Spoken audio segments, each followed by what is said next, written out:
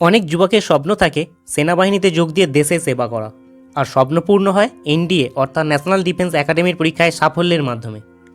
এই বছর এনডিএর পরীক্ষায় প্রথম স্থান দখল করেছেন এক বাঙালি, যিনি বীরভূমের পাড়ুই থানার ঝিনাইপুর গ্রামের বাসিন্দা ইমন ঘোষ।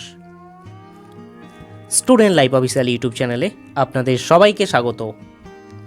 ইমনের মা চেয়েছিলেন ছেলে আইআইটিতে যাক, কিন্তু কথাই বলে বাপ কা বেটা।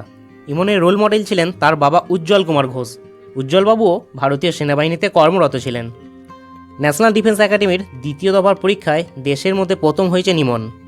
ইমনের মা গার্গী ঘোষ জানান, যখন তারা পাঠানকোটে ছিলেন তখন থেকেই ফাইটার জেট নিয়ে ইমনের আগ্রহ তৈরি হয়। তখনই সে ঠিক করে বড় হয়ে সে একজন ফ্লাইং অফিসার হবে। শোনা যাচ্ছে ইমনদের ট্রেনিং শুরু হবে জুলাইয়ের প্রথমে ট্রেনিং হবে মহারাষ্ট্রের পুনেতে 3 বছর ধরে। তারপর ফ্লাইং অফিসারের প্রশিক্ষণের জন্য সে যাবে হায়দ্রাবাদ। ইমন তার এই সাফল্যের কৃতিত্ব দিয়েছে বাবা মা এবং তার মেন্টর কর্নেল রাহুল আগরওয়ালকে। ছেলের এই সাফল্যে বন্যা বয়ে গিয়েছে ইমনের বাড়িতে। ইমনের মা জানান, ওকে পড়ার জন্য কোনোদিন বলতে হয় না যে পড়তে বস বা কিছু এরকম। ও নিজের কাজ নিজে করে, ব্যাস। আর সেলফ স্টাডি, কোনোদিন ওর টিউশন না কোচিং কিছু নেই, ওর পুরো সেলফ স্টাডি আর টিচার্স। এই সাফল্য সম্পর্কে ইমন জানিয়েছেন, এনডিএ পরীক্ষায় সাফল্যের জন্য প্রয়োজন গভীর শৃঙ্খলা এবং মনোনিবেশ।